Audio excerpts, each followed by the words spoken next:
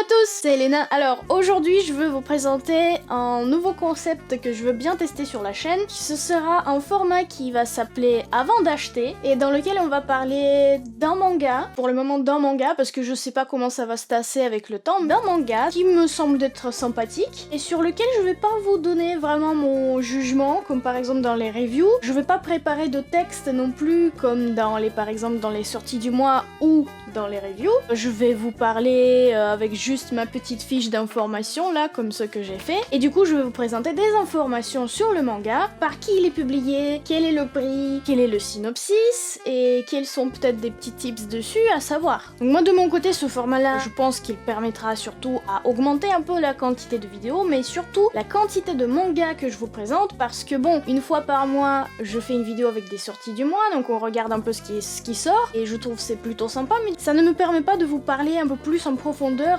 de tous ces mangas qui sortent. Je fais des reviews, j'essaie de le faire le plus souvent possible, ça me permet d'avoir 2 voire 3 reviews, et pareil, c'est pas suffisant, donc on touche à pas beaucoup de mangas, et du coup là, j'espère avec ce format-là vous présenter plus de mangas qui me semblent intéressants. La seule règle pour mon choix des mangas, ce sera j'ai lu et j'ai envie de vous faire connaître. Des mangas, il y en a plein. Des mangas, il y en a énormément en vente en France, et par contre c'est compliqué de connaître qu'est-ce qui sort, qu'est-ce qui est bien, et je pense que pour l'acheteur c'est très dur en fait de trouver un bon manga ou surtout de se décider qu'est-ce qu'il achetait parce que il y en a vraiment beaucoup et des fois juste on sait pas quoi prendre. Donc c'est pour ça que le format va s'appeler Avant d'acheter un manga avec des informations dessus, tout ce qu'il faut connaître là-dessus avant de l'acheter justement. Cette fois c'est la première fois que je fais cette vidéo du coup de ce format là, et cette fois on va parler du manga tout récent qui s'appelle Sexy Cosplay Doll. C'est un manga qui m'a bien plu et c'est d'ailleurs le manga que je vous ai déjà présenté dans la toute dernière sortie du mois, donc les sorties du mois d'octobre. Qu'est-ce qu'il y a à dire sur ce manga? C'est un manga de Shinichi Fukuda, donc c'est l'auteur. J'ai pas trouvé d'informations supplémentaires sur qu'est-ce que a été fait par cet auteur là avant. C'est publié par Kana dans la collection Big Kana, c'est-à-dire que c'est un seinen. Le tome 1 est sorti le 25 octobre. Ce qui est agréable, c'est que le tome 2 il va sortir le 6 décembre 2019, c'est-à-dire dans pas longtemps. La couverture, vous pouvez voir, elle est plutôt jolie, en tout cas moi j'aime bien. C'est ça qui a attiré mon attention dessus, donc comme quoi c'est important d'avoir une belle couverture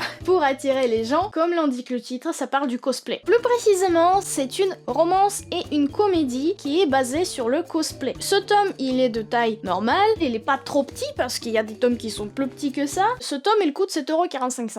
Dans la moyenne en soi des prix de manga, actuellement au Japon, il y a 4 tomes de ce manga. Le plus drôle du coup, c'est que le tome 4, elle est sortie le jour pile poil de publication du premier tome de ce manga chez nous. 4 tomes déjà existants, ce qui fait que chaque tome est vendu pour 7,45€, ce qui nous donne le total pour 4 tomes de 29,80€. Pourquoi je vous donne ces prix-là et en plus le prix additionné comme ça? C'est que si vous vous lancez dans la lecture de ce manga-là, il faut prévoir au moins du coup 30€ pour 4 tomes. On sait pas quand est-ce que le manga sera terminé parce qu'au Japon il est toujours en cours. Au Japon il est publié depuis 2018 chez Square Enix, donc là du coup c'est très cool parce que Square Enix ils ont une sélection assez sympathique des mangas. Il est publié dans un magazine Young Gangan qui est bimensuel, donc il sort 2 fois par mois. Je sais pas si ce manga là est publié du coup 2 fois par mois dans le magazine. Moi ce qui m'intéresse là-dedans c'est quel était le rythme de publication des tomes au Japon jusque là, et en vrai ça donne pas grand chose pour nous pour savoir à quel rythme s'attendre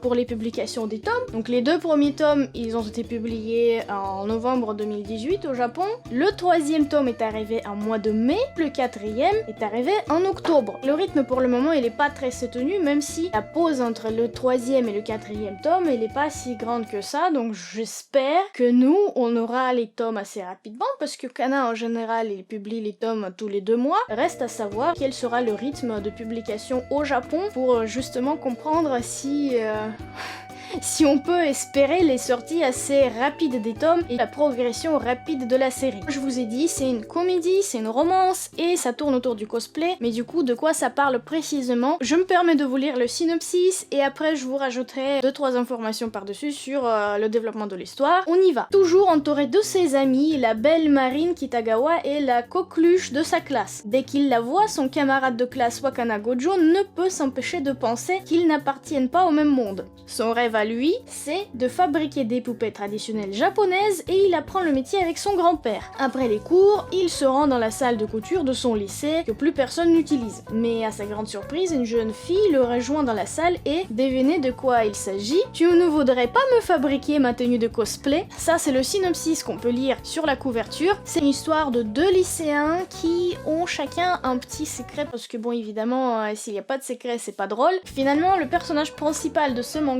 c'est Gojo, le garçon qui vit avec son grand-père, est censé je suppose d'hériter de la production des poupées traditionnelles japonaises. Toute son enfance, toute son adolescence il a passé à les faire, c'est sa passion, il adore faire ça. Par contre il a subi un traumatisme quand il était encore enfant. Et il y a une fille qui lui a dit mais pourquoi tu as des poupées?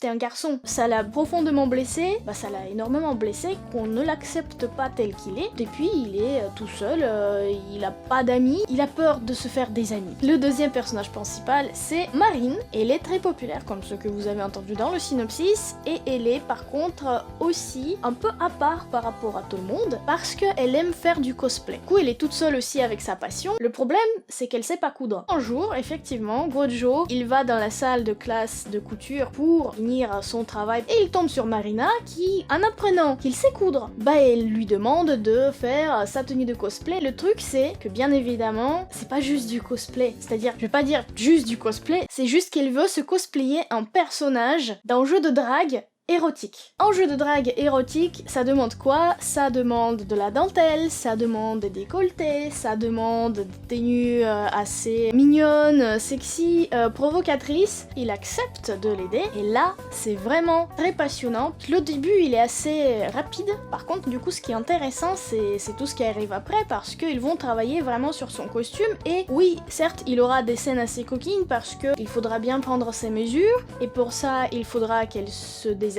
et lui il va être très gêné, mais il faut qu'elle mette tout ça de côté pour pouvoir être un peu en mode professionnel de couture. Donc du coup c'est très drôle, c'est amusant et en plus on peut découvrir le monde de cosplay. Ça part de la prise des mesures jusqu'à la recherche des matériaux, jusqu'à la fabrication du vêtement, les patrons, le dessin, tout est très intéressant et c'est ce genre de manga qui, en restant drôle et amusant, nous permet de découvrir un univers qu'on connaît pas forcément. Il y a le premier chapitre du manga qui est disponible sur le site de Kana. Pour ce premier épisode de ce format, c'est tout. Le deuxième, il va arriver normalement très vite parce que je veux aussi m'entraîner un peu et tester ce que ça donne. Donc j'attends en commentaire vos retours sur ce format-là et sur le manga aussi que je vous ai présenté. J'espère que ça vous a plu. On se retrouve bientôt pour les nouvelles vidéos. Ciao!